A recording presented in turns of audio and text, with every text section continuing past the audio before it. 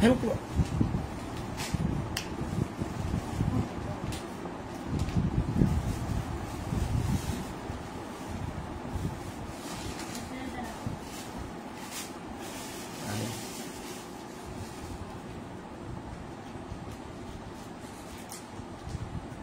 Aro. Come on. Ore babri.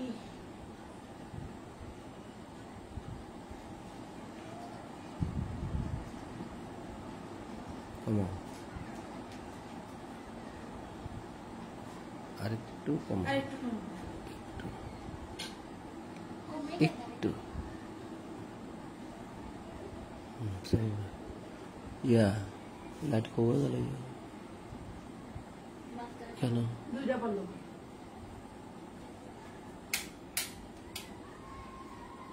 এটা বললো এটা বললো আলো এটা দিছো আস্তে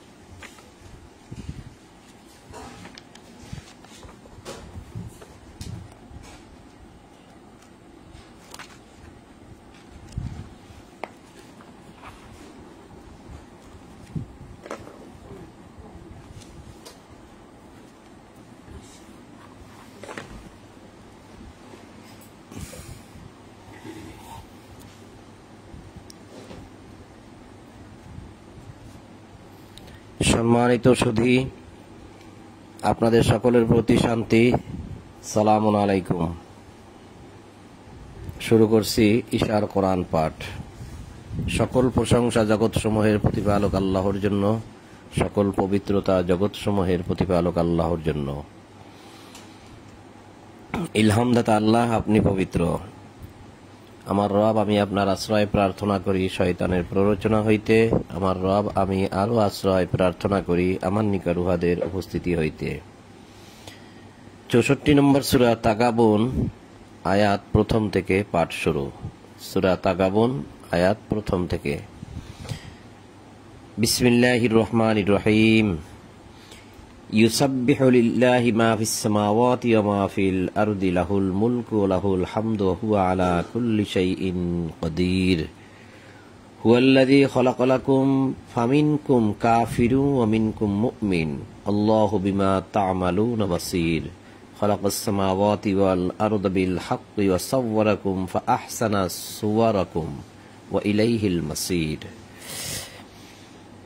দয়াময় পরম দয়ালু আল্লাহর নামে। আকাশমণ্ডলীয় পৃথিবীতে যাহা কিছু আছে সমস্তই আল্লাহর পবিত্রতা ও মহিমা ঘোষণা করে। আধিপত্য তাহারই এবং প্রশংসা তাহারই। তিনি সর্ববিষয়ে সর্বশক্তিমান। তিনি সর্ববিষয়ের প্রতি শক্তিমান। এটাই অনুবাদটা এরকমই হওয়া উচিত। তিনি সর্ববিষয়ের প্রতি শক্তিমান। এখানে একটা বিষয় আমরা লক্ষণীয় যেটা দেখলাম, ইউসাব্বিহু অর্থাৎ সাব্বাহা অর্থাৎ পবিত্রতা ঘোষণা করে, আর এটা হচ্ছে ওয়ালাহুল হামদ, প্রশংসা। তো শুরুতে কিন্তু আমি বলেছি সকল প্রশংসা জগৎসমূহের প্রতিপালক আল্লাহর জন্য। সকল প্রশংসা, হামদ, এই যে প্রশংসা। আবার এই কথাও বলেছি যে সকল পবিত্রতা জগৎসমূহের প্রতিপালক আল্লাহর জন্য। এই যে ইউসাব্বিহু, সাব্বাহা, পবিত্রতা, এই যে পবিত্রতা। তো আল্লাহ বললেন যে আকাশমণ্ডলী আর পৃথিবীতে যা কিছু আছে সমস্তই আল্লাহর পবিত্রতা মহিমা ঘোষণা করে। আধিপত্য তাহারি, লাহুল মুলকু অর্থাৎ রাজত্ব, রাজত্ব তাহারি, ওলাহুল হামদ এবং প্রশংসাও তাহার। হুয়া আলা কুল্লি শাইইন কাদির, তিনি সর্ববিষয়ের প্রতি শক্তিমান, অর্থাৎ তিনি সর্ববিষয়ের প্রতি শক্তি রাখেন। তিনি তোমাদেরকে সৃষ্টি করিয়াছেন, অথবা তোমাদের মধ্যে কেহ হয় কাফির এবং তোমাদের মধ্যে কেহ হয় মুমিন। তোমরা যাহা করো আল্লাহ তাহার সম্যক দ্রষ্টা, অর্থাৎ তোমরা যা করো আল্লাহ তাহার সরাসরি সামনাসামনি দেখেন।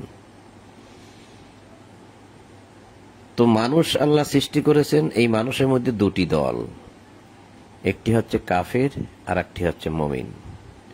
এখানে বলাই হয়েছে ফামিনকুম কাফিরুন অমিনকুম মুমিন। একটি দল হয় কাফের, অস্বীকারী, অগ্রাহ্যকারী, প্রত্যাখ্যানকারী, গোপনকারী, মিথ্যা প্রতিপন্নকারী। আর একটি দল হয় মুমিন, বিশ্বাসী।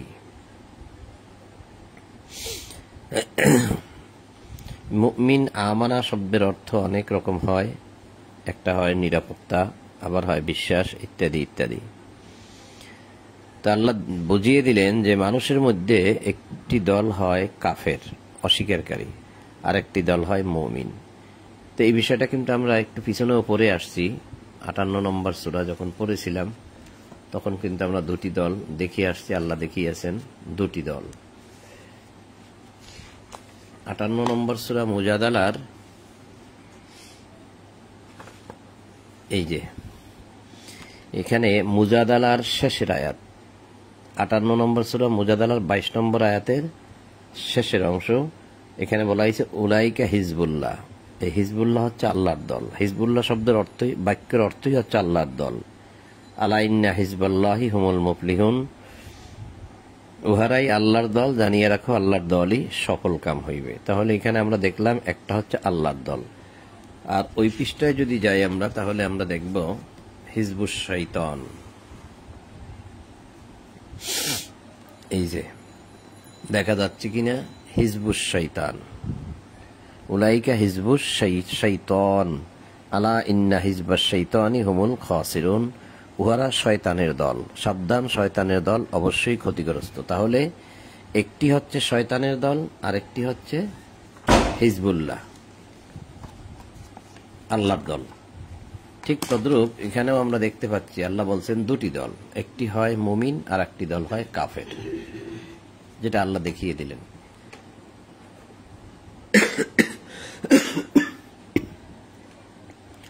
একটি হয় কাফের, একটি হয় মুমিন। তিনি সৃষ্টি করিয়াছেন আকাশমণ্ডলীয় পৃথিবী যথাযথভাবে, এবং তোমাদেরকে আকৃতি দান করিয়াছেন, তোমাদের আকৃতি করিয়াছেন সুশোভন, এবং প্রত্যাবর্তন তো তাহারই নিকট, অর্থাৎ তার কাছেই ফিরে যেতে হবে।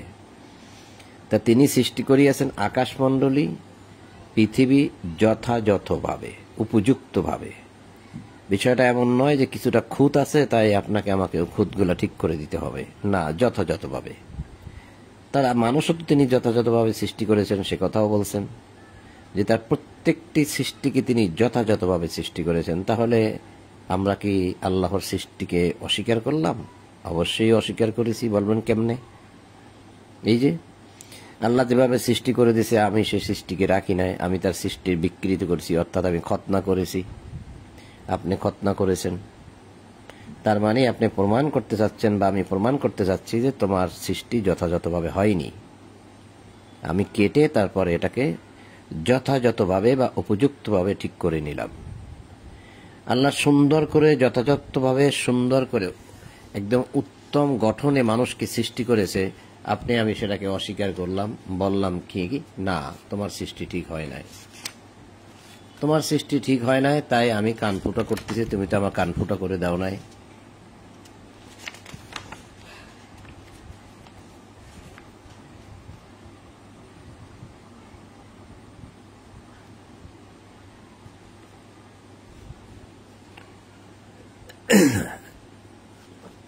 পঁচানব্বই নম্বর সূরা ৩, 95 আয়াত 4। আমি তো সৃষ্টি করিয়াছি মানুষকে সুন্দরতম গঠনে, ফি আহসানি তাকওয়িম, লাকাদ খালাকনাল ইনসানা ফি আহসানি তাকওয়িম। একটি সুন্দরতম গঠনে আমি মানুষ সৃষ্টি করেছি। আহসান অর্থাৎ উত্তম গঠনে আমি মানুষকে সৃষ্টি করেছি, ইনসানকে। আমি বললাম যে না, তোমার গঠন ঠিক হয় না, এখানে কান ফুটা করার দরকার ছিল, তুমি কান ফুটা করে দাও নাই।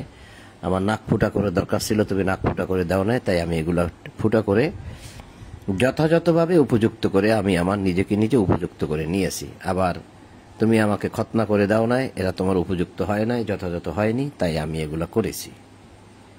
আসলে এগুলো কেন করি আমরা কার কথায় করি সেটাও তাহলে একটু দেখে আসি। 4 নম্বর সূরা নিসার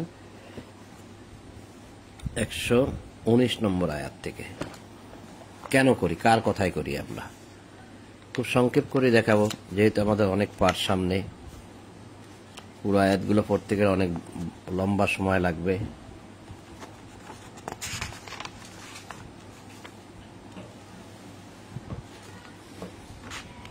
এই যে 4 নম্বর সূরা নিসার 119 নম্বর আয়াত। শয়তান আল্লাহর সাথে ওয়াদা করেছে যে তাহাদেরকে, শয়তান ওয়াদা করেছে তাহাদেরকে নিশ্চয়ই নির্দেশ দেব, আর তাহারা আল্লাহর সৃষ্টির বিকৃত করিবেই। আল্লাহর সৃষ্টির বিকৃত করিবেই শয়তান করাইবে। আল্লাহর পরিবর্তে কেউ শয়তানকে অভিভাবক রূপে গ্রহণ করিলে সে স্পষ্ট ক্ষতিগ্রস্ত হয়। তাহলে এই যে শয়তান, এই শয়তানের কথাই এখানে বলা হচ্ছে যে আমি তাহাদেরকে পথভ্রষ্ট করিবই, তাহাদের হৃদয়ের মধ্যে মিথ্যা বাসনা সৃষ্টি করিবই। এই কথাগুলো কিন্তু বলতেছে শয়তান, অর্থাৎ পূর্বের আয়াতে আপনি নাউন পাবেন শয়তান।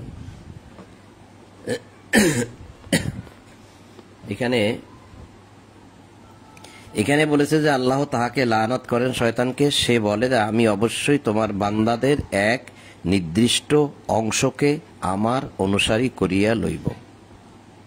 একটা নির্দিষ্ট অংশকে সে আল্লাহর অনুসারী করে নেবে, সে কথাও শয়তান আল্লাহর সাথে ওয়াদা করে আসছে।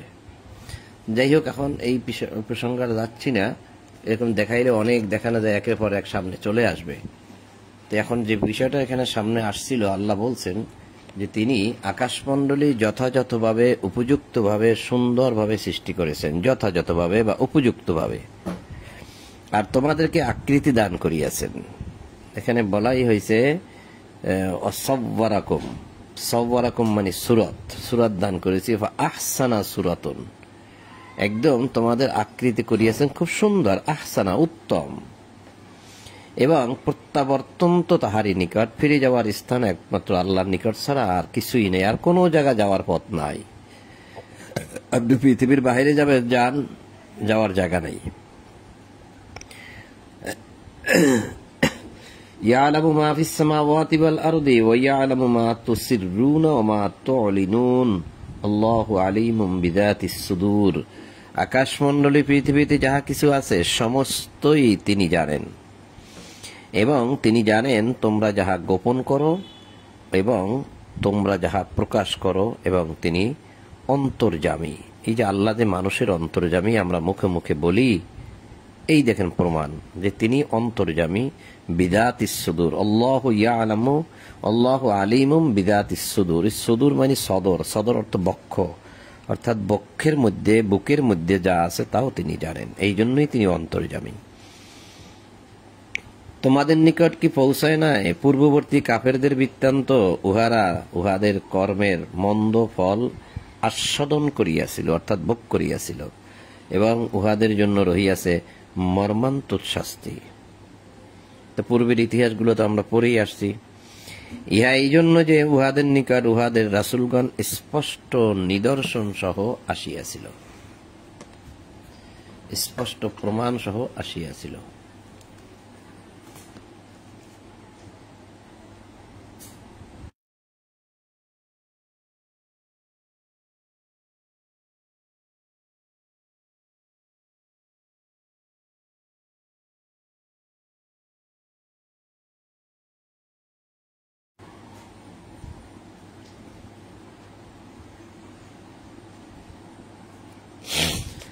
স্পষ্ট প্রমাণ সহ আসিয়াছিল। তখন উহারা বলিত, মানুষই কি আমাদেরকে পথের সন্ধান দেবে? মানুষ পথ দেখাবে? এটা কেমন কথা?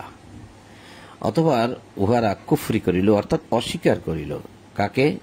এই যে রাসূলগণকে, যেটা আমরা এখন পড়ে আসলাম। এই যে আয়াতের শুরুতে এখানে যে বলা হয়েছে, এই যে উহা এই জন্য যে উহাদের নিকট উহাদের রাসূলগণ, এই যে রাসূলগণ স্পষ্ট নিদর্শন সহ আসিয়াছিল। যালিকা বিআন্নাহু কানাত তা'তিহিম রুসুলুহুম বিল বায়্যিনাত, একদম বায়্যিনাত মানে রুসুলুহুম মানে রাসূলগণ আসিয়াছিল। এখন রাসূলগণ আসলো আল্লাহর স্পষ্ট প্রমাণ নিয়ে, তাদের কাছে বিষয়টা ভালো লাগে নাই। তো ভালো না লাগাতে তারা কি বলল, যে মানুষই কি আমাদেরকে পথের সন্ধান দিবে? অথবা উহারা অস্বীকার করিল, কুফরি করিল মানে অস্বীকার করিল। ফাকাফারু, তাহারা অস্বীকার করিল, ও মুখ ফিরাইয়া লইল মানে রাসূলগণের কাছ থেকে তারা সরে গেল। কিন্তু ইহাতে আল্লাহর কিছু আসে যায় না। আল্লাহ অভাবমুক্ত, প্রশংসার্হ মানে প্রশংসিত। আল্লাহু গনিয়ুন হামিদ, তিনি গনি, গনি মানে ধনী সম্পদশালী, অর্থাৎ তিনি অভাবমুক্ত। তোমরা যদি মুখ ফিরিয়ে নেও, না মানো, তাতে আমার কিছুই যায় আসে। আল্লাহ বুঝাইতে চাচ্ছেন যে আমার কিছুই যায় আসে না। এমন নয় যে তোমরা না মানলে পরে আমি বিপদে পড়ে যাব, বা তোমরা না মানলে আমি খাওয়া থেকে খাওয়া পাবো না, বা আমার ধন সম্পদ কমে যাবে, তা নয়।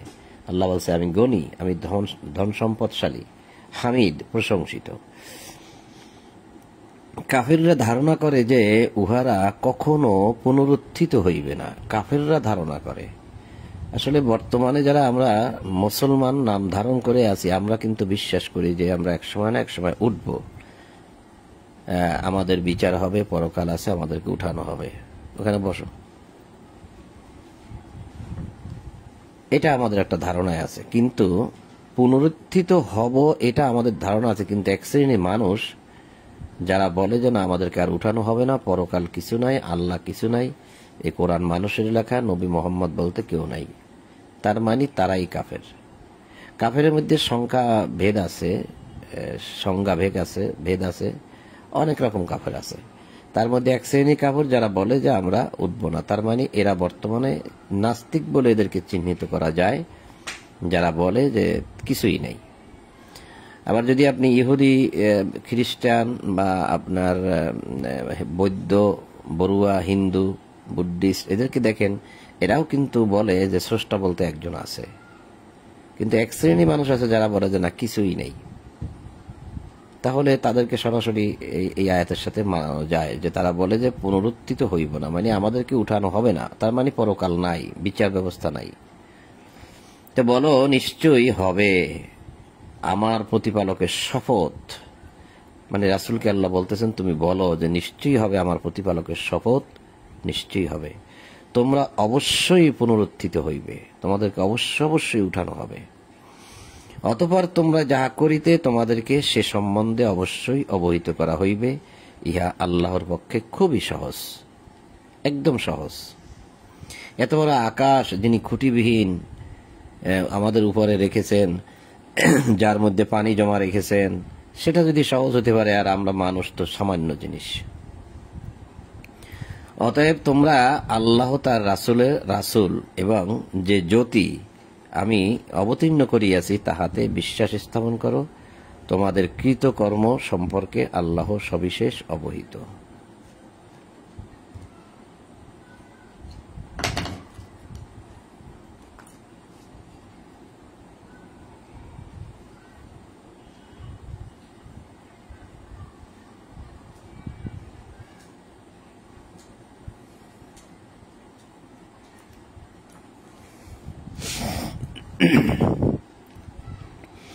তোমরা আল্লাহ তার রাসূল ও জ্যোতি, এই যে জ্যোতি আমি অবতীর্ণ করিয়াছি, অর্থাৎ আল্লাহকে বিশ্বাস করো, রাসূলকে বিশ্বাস করো, এবং যে জ্যোতি অর্থাৎ নূর, যে নূর আমি তোমাদের জন্য অবতীর্ণ করিয়াছি তাহাতেও বিশ্বাস করো।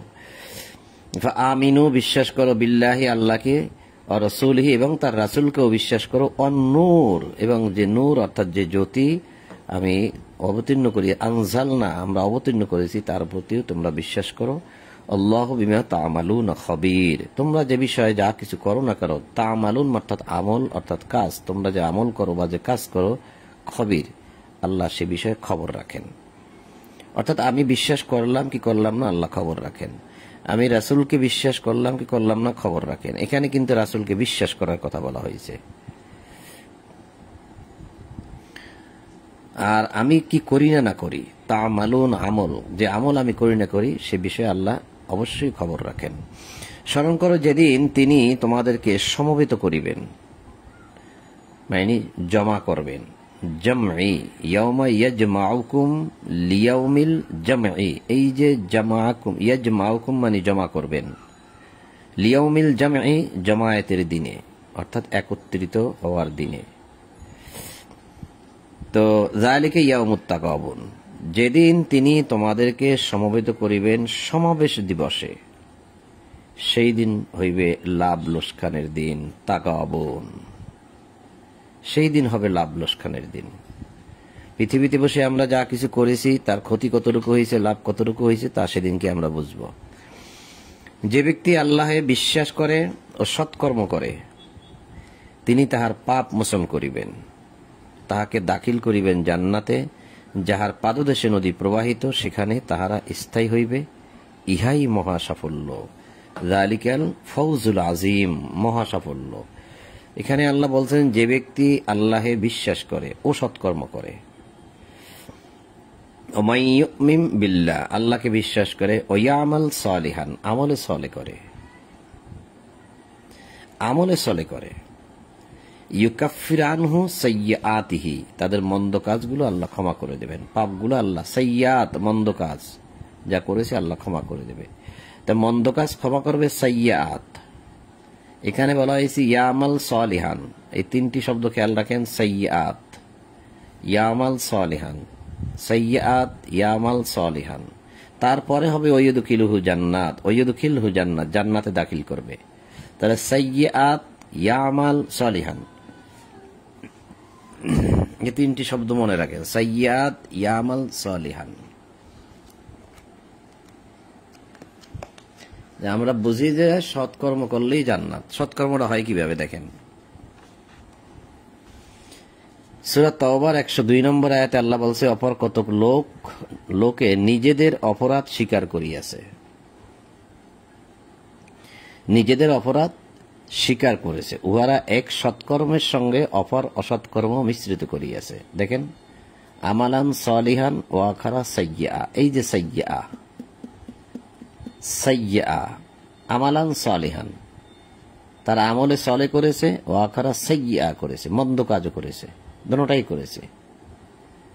তো এখন যে আমালা সলিহান আমলে সলে করছে এবং আখারা সাইয়্যা মন্দ কাজ করেছেন, এক সৎকর্মের সঙ্গে অপর অসৎকর্ম মানে সাইয়্যাত মন্দ কর্ম মিশ্রিত করিয়াছে, এটার উপায় কি? এখন আল্লাহ বলতেছেন, খুজমিন আমওয়ালিহিম সাদাকাতান তুতাহিরুহুম ওয়া তুযাক্কিহিম বিহা ওয়া সাল্লি আলাইহিম, উহাদের সম্পদ হইতে সদকা গ্রহণ করিবে আর ইহার দ্বারা তুমি উহাদেরকে পবিত্র করিবে ও পরিশোধিত করিবে। তার মানে এই যে আমালান সালিহা করেছে, সাইয়্যা মন্দ কাজও করেছে, এখন এই যে পাপগুলা কিভাবে ক্ষমা হবে? আল্লাহ যে বলছে তাদের পাপগুলা ক্ষমা করে তাদেরকে জান্নাতে দাখিল করব। কিভাবে? এই যে তাদের সম্পদ থেকে সদকা দিতে হবে রাসূলকে, বর্তমানে ইমামকে। খুজ গ্রহণ করো মিন হইতে আমওয়াল মাল, তাহলে মাল হইতে গ্রহণ করো, হিম তাদের মাল হইতে গ্রহণ করো সদাকাতান সদকা, সদকা গ্রহণ করো মানে সম্পদ। তুতাহিরু হুম তাদেরকে তাহারাত করো, পবিত্র করো, মুক্ত করো। অত জাক্কিহিম তাদেরকে পরিশুদ্ধ করো। তা পরিশুদ্ধই যদি করে দেয় তাহলে তো সে পাপ মুক্ত হয়ে গেল। তা কি দ্বারা পাপ মুক্ত হলো? সাদাকাতান বিহা, ইহা দ্বারা, এই সদকা দ্বারা তাদেরকে পরিশুদ্ধ করো। ওয়াসাল্লি আলাইহিম, তুমি তাদের জন্য দোয়া করে দাও। ইন্না সালাতাকা সাকানুল লাহুম, তোমার দোয়া তাদের জন্য প্রশান্তিদায়ক। তাহলে এই যে আমালান সালিহান, এখন আর একটা সালিহা দেখাই, আর একটা এই সদাকা দেখাই। এই যে সালিহা, এই যে সদাকা, অনেকেই হয়তো বিষয়টা এভাবে নেবেন না, অনেকে হয়তো তিরস্কারও করেন, কারণ ইতিপূর্বে করেছে তো সেই জন্য একটু বলতে পারি। তো লাভটা তো কিছুই হবে না। এই যে পৃষ্ঠাটা আমি পড়ে যাচ্ছি এখন তো পড়েছি, এই যে এখানেই তো পড়েছি সাইয়্যাতিহি আর ওয়ামাল সালিহান সাইয়্যাত। তো এই প্রসঙ্গে আয়াতটা দেখাইলাম। তো ঠিক এটা এক পৃষ্ঠা আগে যাই, এক পৃষ্ঠা আগে সূরা মুনাফিকুনের 10 নম্বর আয়াত দেখেন, যে আমি তোমাদেরকে যে রিজিক দিয়েছি তোমরা তা হইতে ব্যয় করিবে, তোমাদের কাহারও মৃত্যু আসিবার পূর্বে। মৃত্যু আসার আগে ব্যয় করতে বলছে, অন্যথায় মৃত্যু আসিলে সে বলবে, হে আমার প্রতিপালক, আমাকে আরো কিছু কালের জন্য অবকাশ দিলে আমি সদকা দিতাম। এই যে দেখেন, সদাকা দিতাম, সদাকা, এবং সৎকর্ম পরায়ণ লোকদের অন্তর্ভুক্ত হইতাম। এই যে সালিহিন, এই যে আস-সাদাকা, সদকা দিতাম আর সালিহিনদের অন্তর্ভুক্ত হইতাম। সালিহিন হওয়া মানে পরিশুদ্ধ হয়ে যাওয়া, ভালো হয়ে যাওয়া, একদম সৎ হয়ে যাওয়া, সৎ। তাহলে এই যে আল্লাহ বললেন যে আমি তোমাদের মন্দ কাজগুলা দূর করে দেব যদি তোমরা আমলে সলে করো। তো সলিহীন হয় কিভাবে? এই সদকা ছাড়া, যদি আপনি সদকা ছাড়া সলিহীন হন তো ভালো হন, কিন্তু আমি দেখতে পেলাম আরো একটা আয়াত দেখাইলাম যেখান থেকে আপনাকে সদকা দিলে আপনি সলিহীন হতে পারেন। তা যদি আপনি সেই আমলে সলে করেন, সলিহীন হন আর এই সদকা দেন, তাহলে কেবল আইকাফির আনহু সাইয়্যাতিহি, আপনার মন্দ কাজ দূর হচ্ছে। এর আগে মন্দ কাজ দূর হচ্ছে বলে আমি বুঝতে পারি না। তাহলে আল্লাহ মন্দ কাজ দূর করে দেবেন, অর্থাৎ পাপ ক্ষমা করে দেবেন। ওই দুখিলহু জান্নাত, তারপরে আল্লাহ জান্নাতে দাখিল করবেন। তাজরি মিন তাহতিহাল আনহারু খালিদিনা ফিহা আবাদা, যালিকাল ফাওজুল আযীম। কিন্তু যাহারা কুফরি করে, অর্থাৎ যাহারা অস্বীকার করে, ওয়াল্লাযীনা কাফারু, যারা অগ্রাহ্য করে, প্রত্যাখ্যান করে, অস্বীকার করে, ওয়াকাযযাবু বিআয়াতিনা, এবং আমাদের আয়াতগুলোকে প্রত্যাখ্যান করে, অস্বীকার করে, মিথ্যা প্রতিপন্ন করে আয়াত, কাযযাবু বিআয়াতিনা, আমাদের আয়াত, উলাইকা আসহাবুন নার, তারা হবে আগুনের অধিবাসী, খালিদিনা ফিহা, সেখানে তারা চিরস্থায়ী হবে, একদম চিরস্থায়ী হবে। বিইসাল মাসির, থাকার জায়গা হিসেবে তা কত মন্দ। কিন্তু যাহারা কুফরি করে অর্থাৎ অস্বীকার করে এবং আমার নিদর্শন সমূহ অর্থাৎ বিআয়াতিনা অর্থাৎ আয়াত সমূহকে অস্বীকার করে তাহারাই জাহান্নামের অধিবাসী। আসহাবুন নার, নার অর্থ আগুন, আসহাব মানে অধিবাসী, তারা হয়েছে আগুনের অধিবাসী, সেখানে তাহারা স্থায়ী হবে না। আপনাকে যে উঠাই নিয়ে যাবে কয়েকদিন আগুনে জ্বালাইয়া পরে জান্নাতে দেবে, আল্লাহ বলে নাই। আল্লাহ বলছে স্থায়ী হবে, স্থায়ী হবে। কিন্তু মানুষ বলে অল্প কয়েকদিন জাহান্নামে একটু জ্বালাইয়া তারপরে নিয়ে শান্তিতে ভোগ করাবে জান্নাত। এটা মিথ্যে কথা, কোরআন সেটা বলে না, কোথাও বলেনি। খালিদিনা ফিহা বলা হয়েছে, খালিদিনা ফিহা, তার মধ্যে তারা চিরকাল থাকবে।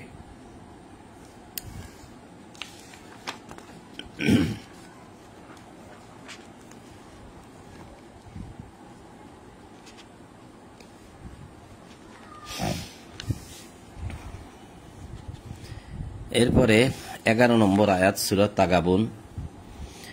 আল্লাহর অনুমতি ব্যতি রেখে কোনো বিপদই আপতিত হয় না, এবং যে আল্লাহকে বিশ্বাস করে তিনি তাহার অন্তরকে সুপথে পরিচালিত করেন।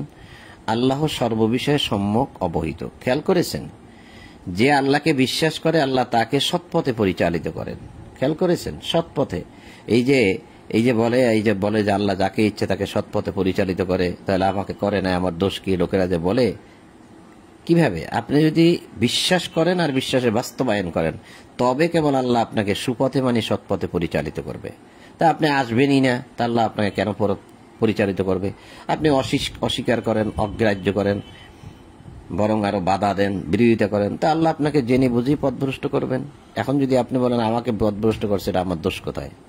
যে আপনি বিশ্বাস করেন নাই, এই যে আপনি আসেন নাই, এই যে আপনি বিরোধিতা করেছেন, এই যে সত্য কথাগুলো বলার পরেও আপনি মুখ ফিরিয়ে নিয়েছেন, এই জন্য আল্লাহ আপনাকে পথভ্রষ্ট করে দেয়।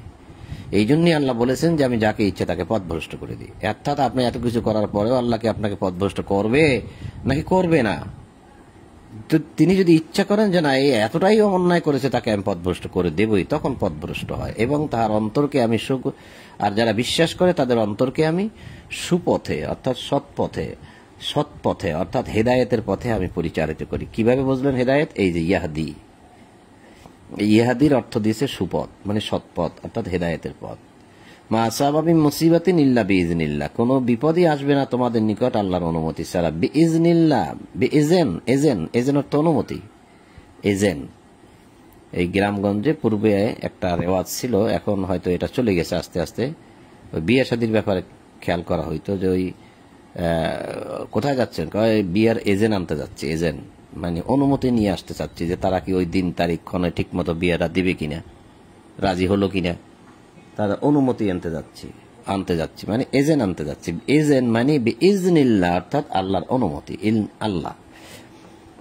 তা মা আসাবা, আসবে না কোনো আসাবা মানে মুসিবত, আসবে না কোনো মুসিবত বিপদ, ইল্লা বিইজনিল্লাহ আল্লাহর অনুমতি ছাড়া।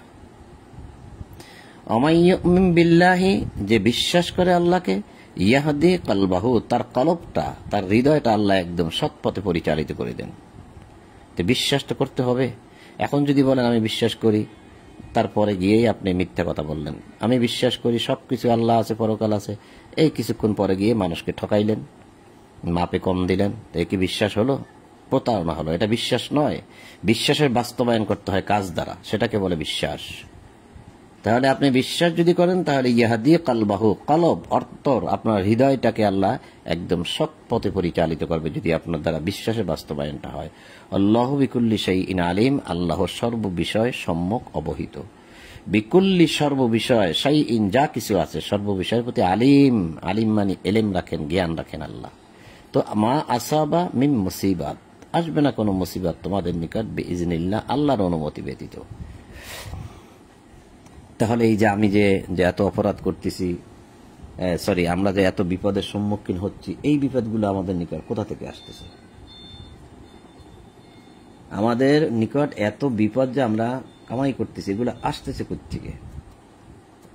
একটা আয়াত দেখি আমরা, সেটা হচ্ছে সূরা বাকারার 155।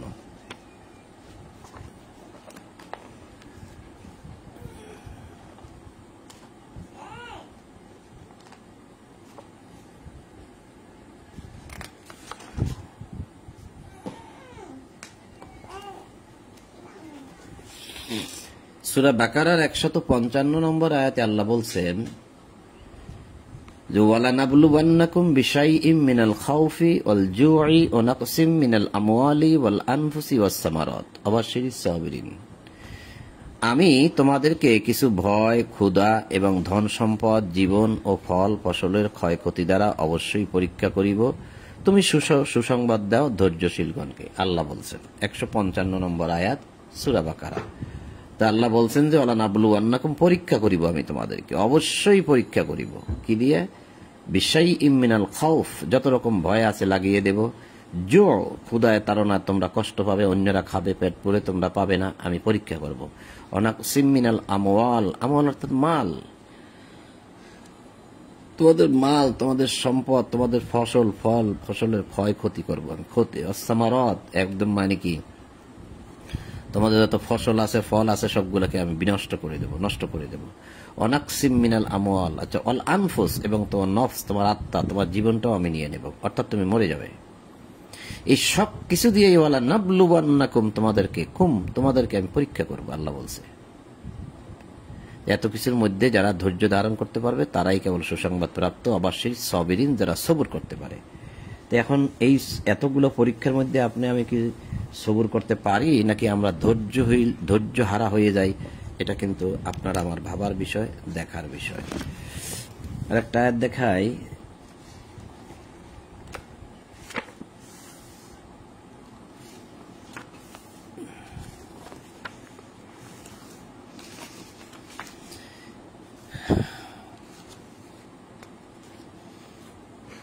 আর একটা আয়াত হচ্ছে 30 নম্বর, জাহারাল ফাসাদু ফিল বাররি ওয়াল বাহরি বিমা কাসাবাত আইদিন নাস।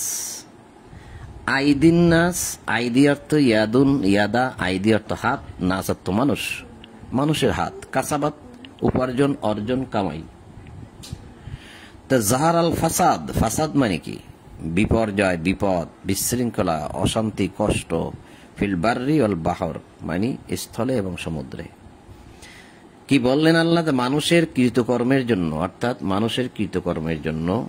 এই যে কৃতকর্ম বলতে এই যে কাসাবাত আইদিন নাস, মানুষের হাতের কামাইয়ের জন্য, মানুষের হাতের কামাই করা, যা মানুষ হাতে কামাই করেছে তার জন্য স্থলে ও সমুদ্রে বিপর্যয় ছড়াইয়া পড়ে। বহু বছর আগে, সে 1400 না 1500 বছর না কত বছর আগে, আল্লাহ ভালো জানেন, এই কথা আল্লাহ বলে দিয়েছেন যে মানুষের কৃতকর্মের দরুন, মানুষের হাতের কামাইয়ের দরুন স্থলে, অর্থাৎ এই যে স্থলভাগে আমরা বসবাস করি, এখানে বিপদ, ফাসাদ, এই যে ফাসাদ সৃষ্টি হয়, এবং সমুদ্রেও বিপর্যয় ছড়াইয়া পড়ে। দেখেন সমুদ্রে কি পরিমাণ এখন এই যে মানে এই যে লঘুচাপ, জলোচ্ছ্বাস কি পরিমাণ হচ্ছে, প্লাস এই যে আরো হচ্ছে জলবায়ু পরিবর্তন। কিসের জন্য হয়েছে? মানুষের হাতের কামাই সব।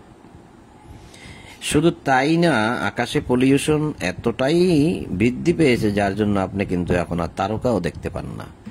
আমার এই কথা যারা শুনছেন তাদের মধ্যে যারা বয়স্ক, তারা খেয়াল করেন যে আকাশে কি পরিমাণ তারকা আপনারা দেখতে পেতেন, এবং আমিও ছোটবেলায় প্রচুর তারকা দেখেছি, অগণিত অগণিত, কোটি কোটি কোটি কোটি, মিলিয়ন মিলিয়ন তারকা আকাশে দেখেছি। আর ভাবতাম যে পৃথিবীর এমন কোন মানুষের সাধ্য নাই যে এই তারকা মানুষ গণতে পারে। দেখেন তো আকাশের দিকে তাকাইয়ে, বহু বছর হয় সেই তারকা দেখি না, হঠাৎ মাঝে মধ্যে একটু আড্ডু দেখি, তারকা নাই। তার মানে আমরা যা করেছি পৃথিবীতে বসে, এতটাই আমরা সেই ধোঁয়া এবং গাড়ির তাপ, মানে কলকারখানার তাপ, ধোঁয়া যেগুলো আমরা ছেড়ে দিয়েছি, সব আকাশে গিয়ে জমা হয়েছে। এটাকে বলে আকাশে পলিউশন জমা হওয়া, যার কারণে আপনার তারকা দেখে না, আর দেখা যাচ্ছে না। মানুষের কৃতকর্মের জন্য, মানুষের কৃতকর্ম, মানুষ যা হাত দিয়ে কামাই করে, এই যে আইদিন নাস, ইয়াদা মানে হাত, নাস অর্থ মানুষ, মানুষের হাতের কামাই এতটাই ক্ষতি করেছে মানুষকে যে জলে, স্থলে ও জলে, সমুদ্রে সব জায়গা বিপর্যয় ছড়াইয়া পড়েছে। তাহলে এই বিপদগুলো কার? এগুলোকে আল্লাহ দিছেন? আল্লাহ দেননি।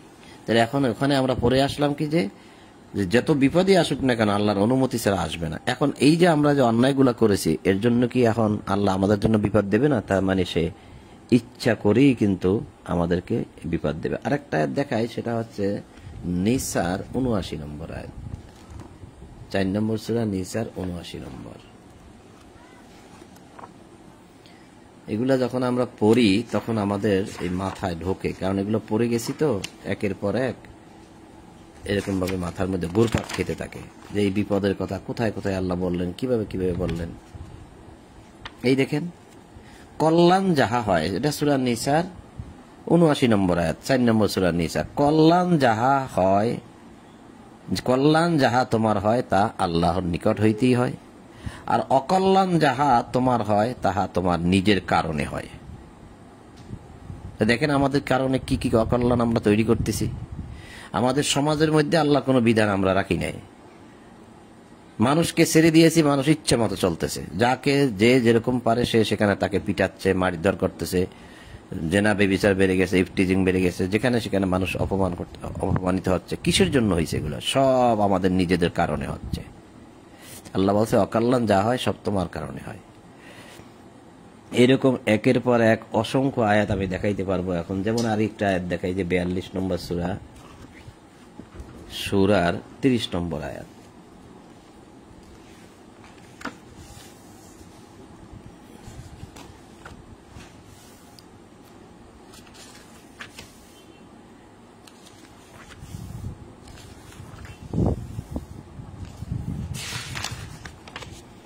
এই যে ৪২ নম্বর সূরা সূরা আয়াত ৩০, তোমাদের যে বিপদ আপদ ঘটে তাহা তো তোমাদের কৃতকর্মেরই ফল।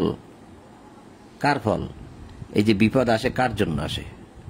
তোমাদের যে বিপদ আপদ ঘটে তাহা তো তোমাদের কৃতকর্মেরই ফল। তোমাদের কাজকর্ম যা তোমরা করেছো কৃতকর্ম তাকেই বলা হয় এই যে কাসাবাত, তারই ফল। এবং তোমাদের অনেক অপরাধ তো তিনি ক্ষমাই করিয়া দেন। তো এরকম ভাবে আমি অনেক, যেটা আমরা এখন পড়তেছিলাম তার কাছাকাছি আর একটা সূরা, যেমন ৫৭ নম্বর সূরা হাদিদ, এটার ২২ নম্বর আয়াতটা দেখি। ৫৭ নম্বর হাদিদের ২২ নম্বর আয়াত। এই দেখেন,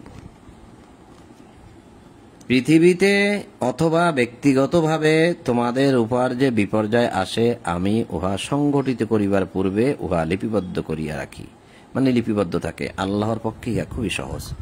এখন যে পৃথিবীতে আল্লাহ বিপর্যয় দিবে আমাদের কৃতকর্মের কারণে, এই দেওয়ার আগে আল্লাহ তা লিখে রাখেন যে অমুক জায়গায় এগুলো দিতে হবে। যেমন কিছুদিন আগে এই যে লস এঞ্জেলস পড়ে গেল, এবং পৃথিবীর বিভিন্ন স্থলে এই যে যেমন এই যে চায়না, তারপরে জাপান এবং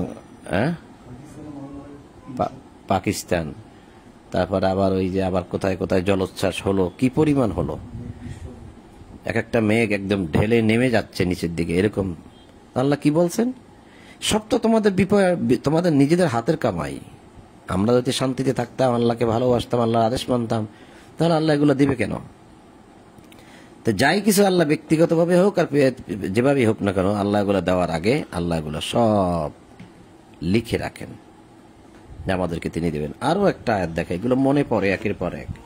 যেমন ধরেন এখানে আল্লাহ বলছে ৯ নম্বর সূরা তাওবার ১২৬ নম্বর আয়াতে,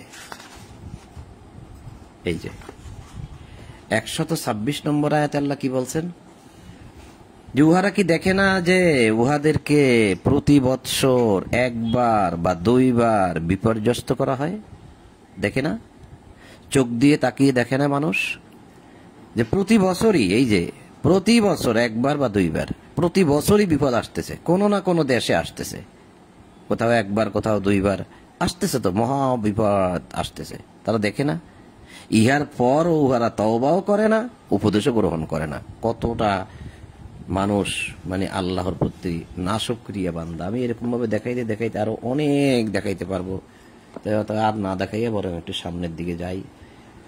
যেখানে পড়তেছিলাম সময়ও বেশি নাই, অনেক সময় চলে গেছে শুধু এগুলা কিছু কিছু দেখাইতে। এখানে আল্লাহ বললেন কি, সূরা তাগাবুন ৬৪ নম্বর সূরা আয়াত ১১তে, যে আল্লাহর অনুমতি ব্যতি রেখে কোনো বিপদ আপতিত হয় না। আল্লাহ অনুমতি লাগে। এবং যে আল্লাহকে বিশ্বাস করে তিনি তাহার অন্তরকে সৎপথে পরিচালিত করেন।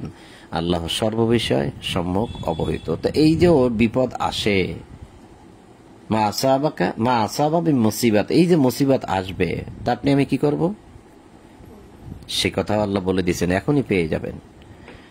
তোমরা আল্লাহর আনুগত্য করো এবং রাসূলের আনুগত্য করো। যদি তোমরা মুখ ফিরিয়ে লও তবে আমার রাসূলের দায়িত্ব কেবল স্পষ্টভাবে প্রচার করা। আল্লাহ তিনি ব্যতীত কোনো ইলাহ নাই, নেই কোনো মান্য তিনি ছাড়া। আল্লাহ ছাড়া এমন কেউ মান্য নাই যাকে মানা যায়। কারো আইন, কারো বিধান, কারো হুকুম, কারো আদেশ, কারো ইবাদত করা যায় বা মানা যায় এমন কেউ নেই আল্লাহ ছাড়া। এটা কি বলে? ইলাহ। সুতরাং মুমিনগণ আল্লাহর উপর নির্ভর করুক। এইটাই বলছিলাম যে যত বিপদ আসবে, এই যে বিপদ, মা আসাবা মিন মুসিবাতিন ইল্লা বিইজনিল্লাহ, যত বিপদ আসবে মুমিনগণ কি করবে? আল্লাহর উপর ভরসা করবে।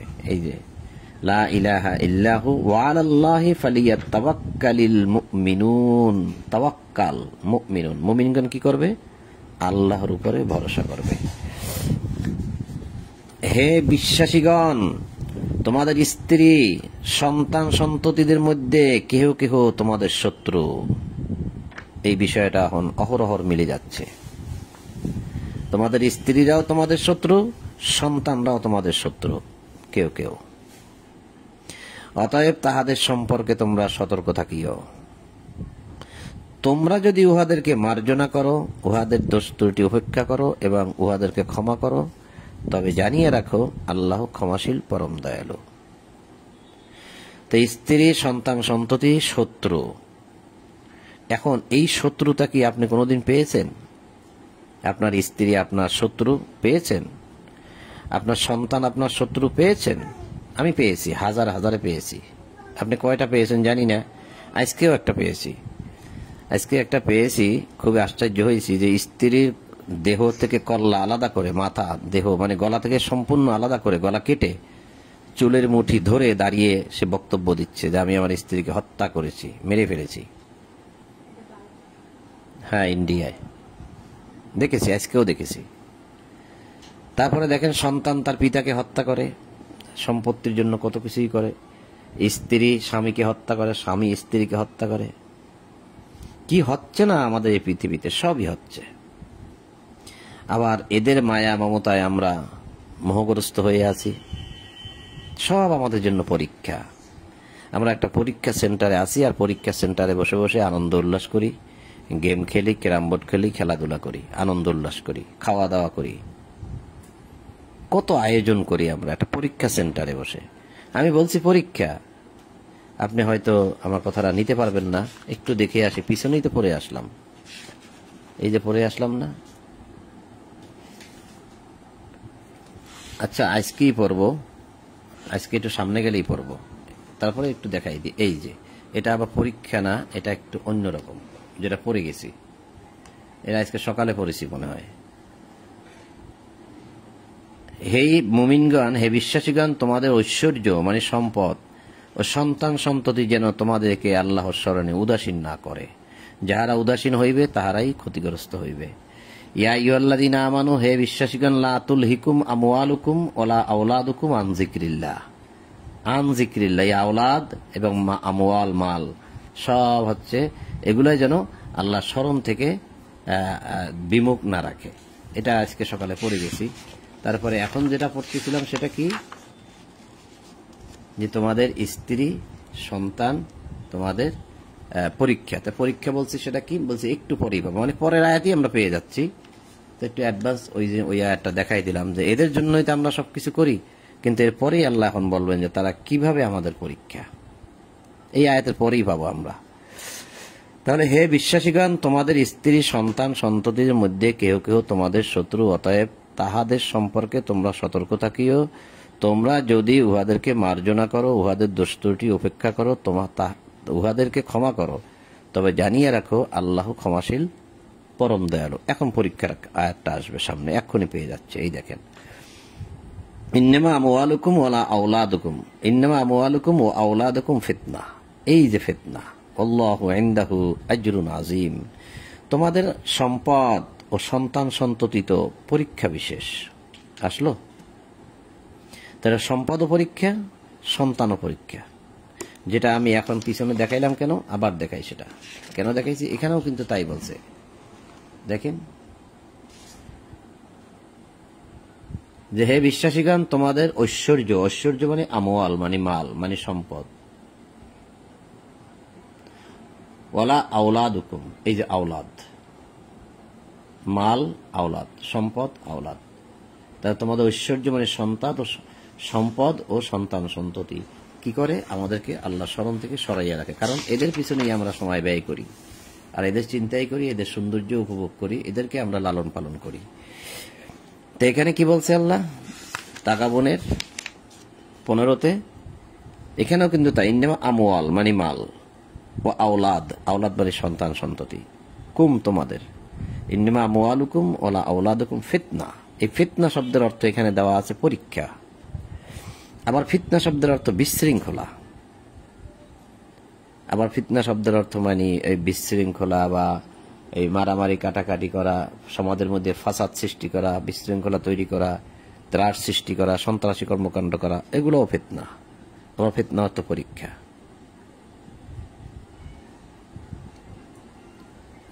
আমি এই ফিতনা শব্দটা যেহেতু আমি বলে ফেলছি, একটু দেখে আনি আপনাদেরকে যে কিভাবে এটা হয়। এটা ফিতনা এখানে হয়েছে পরীক্ষা। আপনি সব দ্বারা কিন্তু ফিতনা শব্দের অর্থ পরীক্ষা নিতে পারবেন না, যদি নেন তাহলে আপনি অর্থ করতে পারবেন না, অর্থ করতে পারবেন না। এই দেখেন 99 সূরা বাকারার 199 কি লেখছে এখানে দেখেন তো। এখানে আরবিতে লেখছে 199 না, এটা হবে 191। 99 গেছে ভুলে, এই যে 91, 191তে বলছে দেখেন অল ফিতনা, তো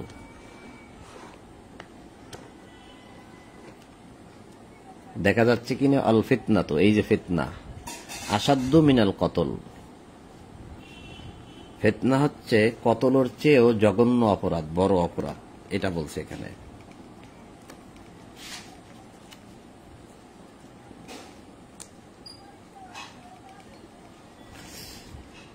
একটু রাখতে অসুবিধা হচ্ছে, সেজন্য একটু ডিস্টার্ব হয়ে গেল। দেখেন আল ফিতনা তো আসাদ্দ মিনাল কতল, বাংলা অনুবাদ কি, ফিতনা হত্যা অপেক্ষা গুরুতর। ফিতনা, তাহলে এখন এই ফিতনা অর্থ কি পরীক্ষা নেবেন? তাহলে ফিতনা হত্যার চেয়েও মানে পরীক্ষা হত্যার চেয়েও গুরুতর, এটা নেবেন, নাকি এই ফিতনা বিশৃঙ্খলা অশান্তি সৃষ্টি করা সমাজের মধ্যে, ফিতনা ছড়িয়ে দেওয়া সমাজের মধ্যে, সেই ফিতনা। এখানে বলছে আল ফিতনা তো আসাদ্দ মিনাল কতল, এটা হচ্ছে সূরা বাকারার 191। আবার যদি 217 যান, 217 এই 17তে কি বলছে দেখেন, এই যে 217 এখানে কি বলছে, আল ফিতনা তো আকবারু মিনাল কতল। ওখানে বলছে আল ফিতনা তো আসাদ্দ, শক্ত, বড় মানে খুব শক্ত অপরাধ। আর এখানে বলছে আল ফিতনা তো আকবারু, আকবার মানে বড়, গুরুতর। তাহলে আল ফিতনা তো আকবারু মিনাল কতল, অনুবাদ কি দেওয়া হয়েছে? অনুবাদ দেওয়া হয়েছে ফিতনা হত্যা অপেক্ষা গুরুতর অন্যায়, বড় অন্যায়। অর্থাৎ একটা ফিতনা আপনি সমাজের মধ্যে ছড়াইয়া দিছেন তো দিছেন, এটাকে কেন্দ্র করে মারামারি ঝগড়াঝাটি লেগে গেল, সবাই লাঠি ঠেঙ্গা নিয়ে বের হয়ে গেল, পাইকারি দরে মানুষ একজন একজনকে হত্যা করতেছে। দেখেন তো একটা ফিতনার কারণে কতগুলো মানুষের জান চলে যেতে পারে। আর একটা হত্যা করা তার চেয়ে গুরুতর অপরাধ হচ্ছে ফিতনা সৃষ্টি করে দেওয়া।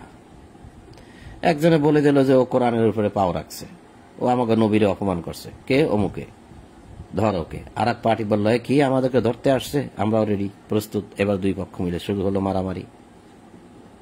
এই ফিতনাটা যে সৃষ্টি করে দিল, ফলে কি হয়ে গেল, সমাজের মধ্যে কোথাও কোথাও বাড়িঘর আগুন জ্বালাই দিচ্ছে, মেরে ফেলতেছে, পুড়ি ফেলতেছে। তো কত বড় বিশৃঙ্খলা সৃষ্টি করে দিল। তো এটাকে আপনাকে ফিতনাকে পরীক্ষা নেবেন? এখানে পরীক্ষা অর্থ হবে না। শব্দ যখন বাক্যের মধ্যে প্রবেশ করে, তখন ওই বাক্যে যে বিষয় নিয়ে কথা হয়, ওই শব্দের অর্থ তাই প্রকাশ করে। তো এখানে কি বলছে আল্লাহ? এখানে বলছে যে যেটা আমরা এখন পড়তেছিলাম, যে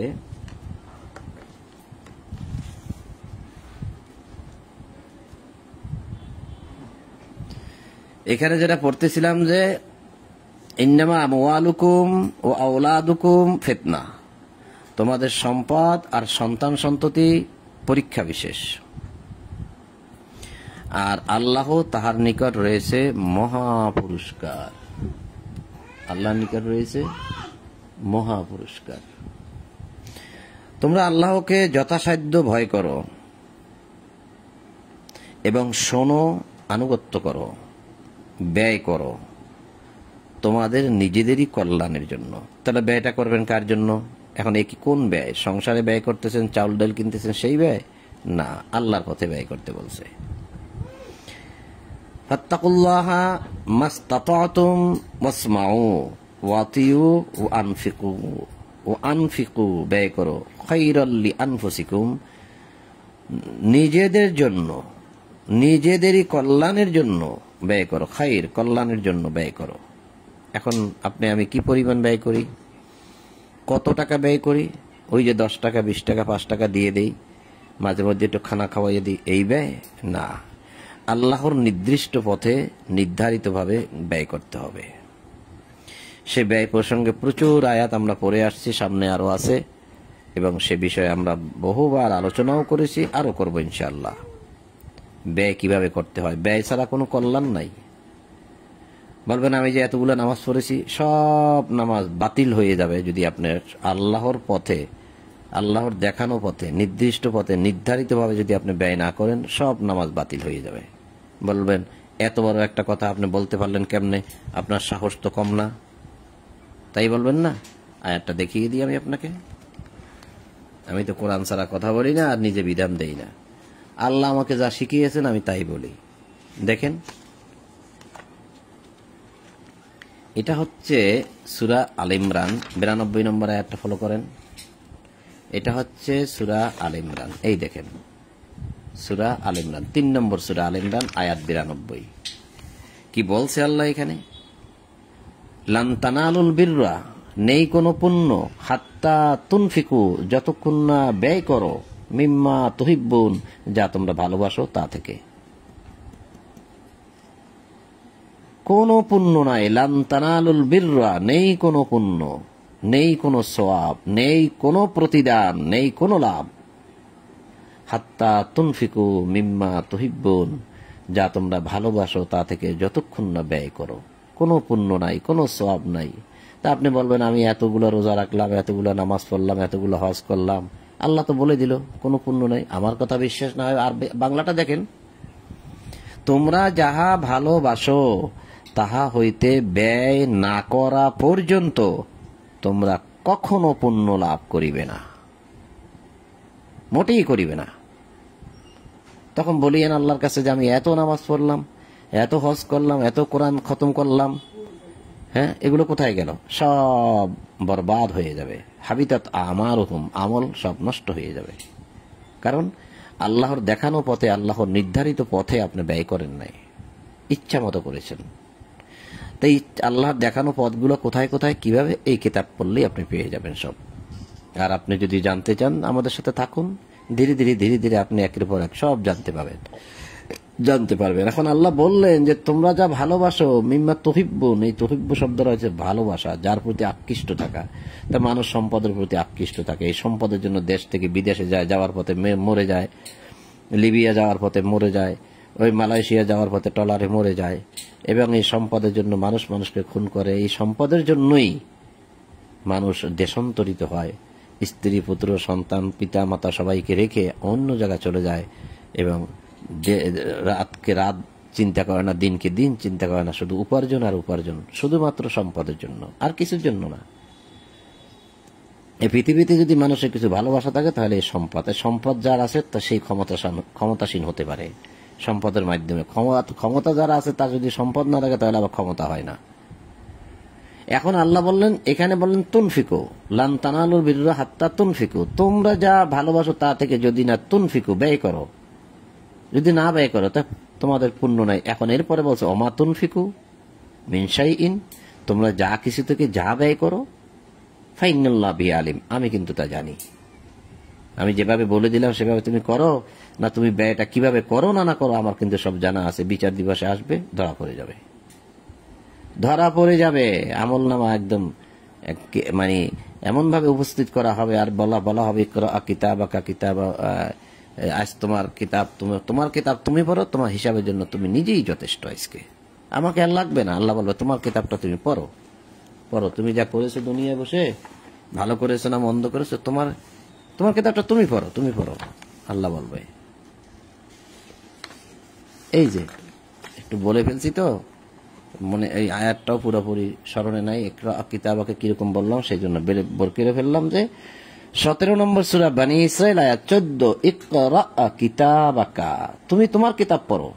আমলনামার কিতাব ওটা তো বিশাল লম্বা হবে, কারণ ওই যে ছোটবেলা থেকে যখন থেকে জ্ঞান বুদ্ধি হয়েছে সেই থেকে একদম 80 বছর পর্যন্ত বেঁচে ছিলাম, যা করেছি আর যা বলেছি প্রতিটা দিন শুধু লেখা হয়েছে। তাহলে সে কিতাবটা কত বড় হয়েছে এবার ভাবেন তো। এই জন্যই বলবে ইকরা কিতাবাকা অর্থাৎ তোমার কিতাব তুমি পড়ো। কাফা বিনাফসিকা, কাফা মানে কাফি, এনাফ যথেষ্ট। বিনাফসিকা তুমি নিজেই যথেষ্ট। আলিয়াউমা আজকের দিনে আলাইকা হাসিবা হিসাবের জন্য। বাংলা অনুবাদ দেখেন, তুমি তোমার কিতাব পাঠ করো, আজ তুমি নিজেই তোমার হিসাব নিকাশের জন্য যথেষ্ট। তুমি নিজেই যথেষ্ট, আমাকে কিছুই করতে হবে না। তুমি তোমার কিতাবটা পড়ে দেখো তুমি কি করেছো। তা আমি কোথায় কোথায় তোমাকে ব্যয় করতে বলেছিলাম, তুমি সেখানে না করে নিজের ইচ্ছা মতো ব্যয় করেছো। আল্লাহ বলছে ওমা তুনফিকু মিন শাইইন ফাইন্নাল্লাহু বিআলিম, তোমরা কিভাবে ব্যয় করো না করো আমার সব জানা আছে। কাজে ব্যয় ছাড়া যেহেতু করলাম না, আমি আয়াত দেখাইলাম, তাহলে আবার ব্যয় করে কিভাবে জাহান্নামের আগুন থেকে চামড়া বাঁচাইতে পারি আমাদের লক্ষ্য হবে তাই। সম্পদ কোনো অবস্থাতেই জমা রাখা যাবে না, সম্পদ কোনো মতেই কুক্ষিগত করে রাখা যাবে না। তো যে আয়াত পড়তেছিলাম এখানে, এটা কোনটা শেষ করলাম, এটা মুক্ত সফল। আচ্ছা এটা কি পড়িনি? আচ্ছা না পড়িনি, শেষ করে দিই এখন। তাহলে এখান থেকে গিয়েছিলাম যে তোমাদের সম্পদ সন্তান সন্ততিত পরীক্ষা বিশেষ, আর আল্লাহ তাহার নিকট রহিয়াছে মহাপুরস্কার। তোমরা আল্লাহকে যথাসাধ্য ভয় করো এবং শোনো, আনুগত্য করো, ব্যয় করো। এই ব্যয় করো, ব্যয় এখান থেকে গিয়েছিলাম তোমাদের নিজেদেরই কল্যাণের জন্য ব্যয় করো। যাহারা অন্তরের কার্পণ্য হইতে মুক্ত তাহারাই তো সফল। এখানে কি নামাজ রোজা আছে? দেখেন তো, রোজা আছে, কিছু নামাজ আছে। বলছে যাহারা অন্তরের কার্পণ্য হইতে মুক্ত, অর্থাৎ অন্তরের দিক দিয়ে যারা কৃপণ নয় তারাই তো সফল। তার মানে আপনাকে ছেড়ে দিতে হবে সম্পদ। যদি কার্পণ্য করি, কৃপণতা করি, তাহলে ওই নামাজ রোজা কথা বলছি এতে কোনোটাই কাজে আসবে না। আগে এইটা ছাড়তে হবে, প্রমাণ করতে হবে যে আমি আল্লাহর আদেশের প্রতি বিনয়ী, আল্লাহ যা বলছে আমি সেটাই করব। তাহলে এবার আসবে আপনার নামাজ রোজা পরে, আগে তো এটা করতে হবে। এই ছোট ছোট দুটি আয়াত আছে। আল্লাহ বলছেন এরপরে যদি তোমরা আল্লাহকে উত্তম ঋণ দাও, তার মানে ওই যে ব্যয় করো, তুমি আল্লাহকে ঋণ দিলে। ইন তুকরিদুল্লাহ, তুকরিদু শব্দ রয়েছে করজ। ইন তুকরিদুল্লাহ করজান হাসানা, করজ হাসানা উত্তম ঋণ, করজ মানে ঋণ। ইউদাইফু লাকুম ওয়া ইয়াগফির লাকুম আল্লাহু শাকুরুন হালিম। যদি তোমরা আল্লাহকে ধার দাও, ঋণ দাও, এবার ঋণটা দিবে কি? করদান হাসানা, উত্তম ঋণ। যেভাবে আমি বলছি সেভাবে তোমরা আমার পথে, আমার যে অ্যাকাউন্টগুলো আমি খুলে দিছি সে অ্যাকাউন্টে দিয়ে জমা রাখো। অর্থাৎ যেখানে যেখানে আমি দিতে বলতে সেখানে দাও, ওইটাই হচ্ছে আমার অ্যাকাউন্ট। এটা হবে উত্তম। ইউদাইফহু, তাহলে তিনি তোমাদের কি করবেন? একদম বহু গুণে ওটা বাড়িয়ে দেবেন। তুমি 1 টাকা ব্যয় করেছো, একদম 700 টাকা পর্যন্ত দিয়ে দেওয়া হবে। একটা পুণ্যের কাজ করেছে, তোমাকে 700 গুণ পর্যন্ত বৃদ্ধি করে দিয়ে দেওয়া হবে। ইউদাইফহু, বহু গুণ বাড়িয়ে দেওয়া হবে। লাকুম ওয়া ইয়াগফির লাকুম, তোমাদের অপরাধগুলো সব ক্ষমা করা হবে। তো অপরাধ কিভাবে ক্ষমা হয়? ব্যয় ছাড়া। আল্লাহু শাকুরুন আলিম, এবং আল্লাহ হচ্ছে গুণগ্রাহী, ধৈর্যশীল। দেখেন, যদি তোমরা আল্লাহকে উত্তম ঋণ দান করো, তিনি তোমাদের জন্য উহা বহুগুণ বৃদ্ধি করিবেন এবং তিনি তোমাদের ক্ষমা করিবেন। অপরাধ যা আছে আমাদের ক্ষমা করে দেবে। ওই যে সূরা তাওবার দেখাইলাম 103, যে তাদের সম্পদ থেকে সদকা নিয়ে তাদেরকে পরিশুদ্ধ করে দাও ইহা দ্বারা। পরিশুদ্ধ হবে কেমন? পরিশুদ্ধ মানে ক্ষমতা, আর অপরাধ থাকবে না। তিনি দৃশ্য ও অদৃশ্যের পরিজ্ঞাতা, পরাক্রমশালী, প্রজ্ঞাময়। আলিমুল গাইব অশাহাদা, আজিজুল হাকিম, তিনি দৃশ্য ও অদৃশ্যের পরিজ্ঞাতা, পরাক্রমশালী, প্রজ্ঞাময়। তা আলিমুল গাইবি ওয়াস শাহাদাতিল আজিজুল হাকিম, আমি সুর দিয়া যদি পড়ি এগুলা খুব সুন্দর লাগবে, আপনারা বাহাবা দিবেন। আর আমি যদি সুর দিয়ে পড়া শুরু করি তাহলে মনে হয় মানুষ জায়গা দেওয়া যাবে না, এত মানুষ আমার সামনে আসবে। আল্লাহ এরকম একটা গুণ আমাকে দিয়েছে, কিন্তু আমি ভুলেও সুর দিয়ে পড়ি না। কারণ সুর দিয়ে পড়লে তো আপনি এগুলো বুঝতেন না, আপনি তো শুধু আমার কণ্ঠের প্রশংসা করতেন, আহ কি বাহ, কি চমৎকার কণ্ঠ রে, এটাই তো বলতেন। আল্লাহ কি বলছেন তা তো শোনার সময় নাই আপনার, সেটা আপনি চিন্তাও করতেন না, খেয়ালও করতেন না। এইভাবে আমি পড়ে যাই, ইন তুকরিদুল্লাহ কারদান হাসানান ইউদাইফুহু লাকুম ওয়া ইয়াগফির লাকুম আল্লাহু শাকুরুন হালিম। আলিমুল গাইবি ওয়াস শাহাদাতিল আজিজুল হাকিম, তিনি দৃশ্য অদৃশ্যে পরিজ্ঞাতা, পরাক্রমশালী, প্রজ্ঞাময়। তো সম্মানিত বন্ধুগণ, আমরা 64 নম্বর সূরা তাগাবুন শেষ করেছি। ইনশাআল্লাহ আগামীতে 65 নম্বর সূরা তালাক থেকে পাঠ শুরু হবে। তো আজ এ পর্যন্তই। ভুল ত্রুটি যা শুনছেন হয়েছে আমাদের, মানুষ মাত্রই ভুল, আর আমি পড়তে গেলে তো ভুল হবেই, যেহেতু আমি একজন সামান্য মানুষ। ভুল ত্রুটি ক্ষমা করে দিবেন, আল্লাহর নিকট আমি ক্ষমা চাই। আর আল্লাহর নিকট আমি এই প্রার্থনা করি যে আমার রব, আপনি আমার অপরাধগুলো ক্ষমা করুন, আমার ভুল ক্ষমা করুন, এবং আপনি আমাকে সঠিকটা জানিয়ে দিন। তা আজ এই পর্যন্তই। তা সকল প্রশংসা জগৎ সমূহের প্রতিপালক আল্লাহর জন্য, এই বলে এবং আপনাদের সকলের প্রতি শান্তি সালামুন আলাইকুম বলে আজ কোরআন পাঠ এখানেই সমাপ্ত করলাম।